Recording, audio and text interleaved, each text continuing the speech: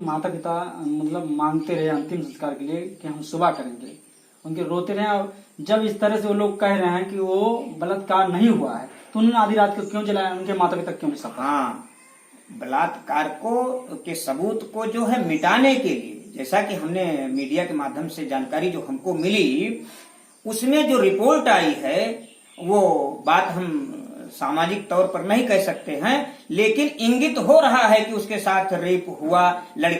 बालिका का बयान आया है कि मेरे साथ दो लोगों ने बलात्कार किया, और उसके बाद दो लोग उसको पकड़ने में थे, मारने में थे, उसको पीट रहे थे।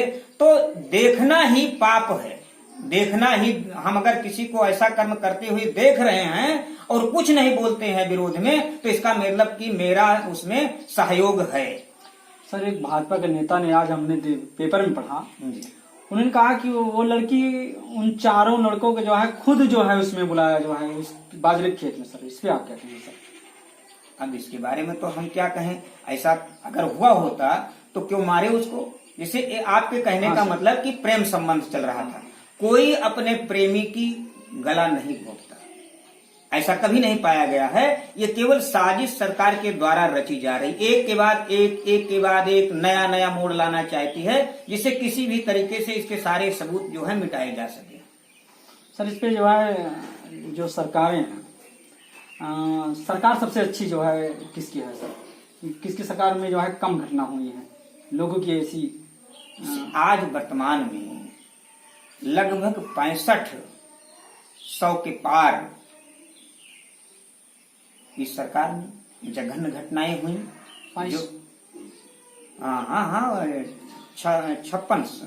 5600 के आसपास जो है इसके कार्यकाल में, भाजपा के कार्यकाल में घटनाएं अब तक हो चुकी हैं। ऐसा किसी भी सरकार के कार्यकाल में नहीं हुआ। जहां तक आपका सवाल है कि सबसे बढ़िया सरकार देना किसकी सरकार अब तक आई है, तो मैं कई बार कह चुका हूं कि सबसे बढ़िया सरकार इस प्रदेश में अगर किसी ने जवाबदेही अपनी समझा है तो वो बीएसपी सरकार है। बहन मायावती जी की सरकार हमको, हमारी नजर में बढ़िया थी। अगर मान लेते हैं, कहीं तक अगर हम जाते हैं, जब से हमने समझना शुरू किया, तो देखिए, मैं राजनेता नहीं हूं, इसलिए मैं किसी की बात कहने से गुरेज नहीं करूंगा। हमको कल्याण सिंह की भी सरकार बहुत अच्छी लगी, इसीलिए उनकी सरकार को साफ किया गया, उनको हटाया गया। और रहे वो, अब उनकी मंशा क्या है मैं नहीं जान सकता हूं। उनको तो उस दरवाजे को नांगना नहीं चाहिए था, फिर वहीं चले गए निकाले जाने के बाद। लोग कह रहे हैं कि जो है क्या बहन जी की पार्टी उनसे मिलने हाथरस घटनाओं को गई थी कि नहीं गई थी? सर, किससे मिलने? हाथरस घटनाओं को ये एससीओ के नेता बनती हैं। हाँ, तो क्या उनकी जो है कार्यकर्ता या उनकी पार्टी कोई वहां पे गया था? देखिए, वो किसी जाति की नेता नहीं है। अच्छा, जो भी उंगली उठा रहे हैं कि वो नहीं गई, जितने लोग गए क्या किए? अभी इस देश के जो केंद्र के प्रमुख विपक्षी हैं, माननीय राहुल गांधी जी, माननीय प्रियंका जी, वहां जाने की कोशिश किए।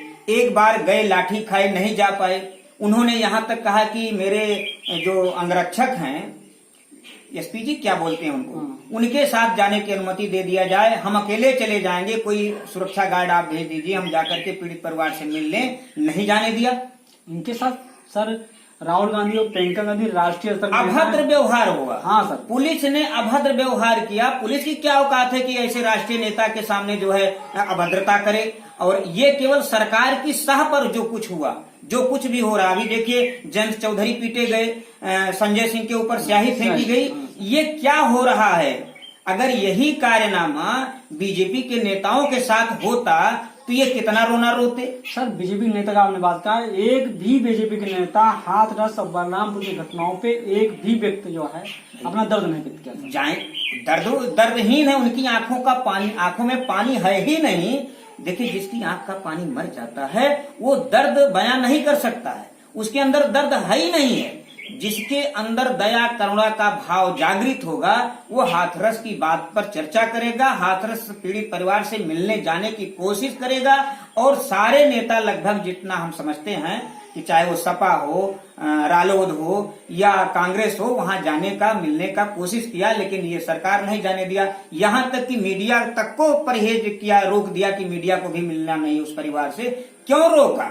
इन्होंने इसलिए रोका कि मीडिया जब जाएगी, उसके परिवार से मिलेगी, तो उसके परिवार के लोग सच बयां कर देंगे। जब कोई दुखी होता है तो उसके अंदर मन से गलत भावनाएं नहीं निकलती, जो उसके साथ होता है व्यवहार वही वो बयां करता है। हम तो इस समय समझ रहे हैं कि वो परिवार बहुत आहत है, और अगर प्रकृति में कहीं ऐसी भाव हो तो उसे सहन करने की क्षमता दे। सर हाई कोर्ट जो है यूपी सरकार पर दबाव डाला सर, उसके सीबीआई जांच के लिए, उस पर जो है कार्रवाई करने के लिए, उस पर क्या करेंगे सर? देखिए, हाई कोर्ट काम दूसरा है, हम लोगों का काम दूसरा है। सरकार को वो कुछ भी कह सकती है, स्वतंत्र है, और सरकार की मंशा कितना साफ आएगी ये कोर्ट भी नहीं समझ पाएगी। और कुछ कहना है सर, ये परिस्थितियां जो समाज में फैली है, परिस्थितियां जो फैली हैं, इसके खिलाफ जनता को सामने आना चाहिए। मैं नहीं कहता किस पार्टी के साथ आओ, लेकिन सरकार को हटाने की व्यवस्था करनी चाहिए। अभी हमने सुना मीडिया में, पेपर के माध्यम से आया है कि बच्चों की सुरक्षा गार्जियन स्वयं करे।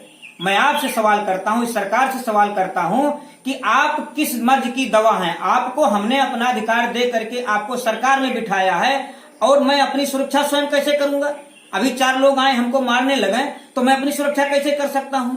हमने तो सारी व्यवस्था आपको दे दिया। इस देश और प्रदेश की जनता ने आपको अपना प्रतिनिधित्व दिया कि आप मेरा प्रतिनिधित्व करिए और मेरी सुरक्षा की व्यवस्था कीजिए आप, और ये उल्टे कहना शुरू कर दिए। ये पागल हो चुके हैं एक तरीके, जैसे कोई पागल हो जाए तो उसका सेंस काम नहीं करता है तभी पागल होता है। आज मोदी की सरकार, योगी की सरकार, पूरे उत्तर प्रदेश की कैबिनेट को मैं कहता हूं कि ये पागल हो चुके हैं। इनके मुंह से क्या निकल जाए कुछ कहा नहीं जा सकता।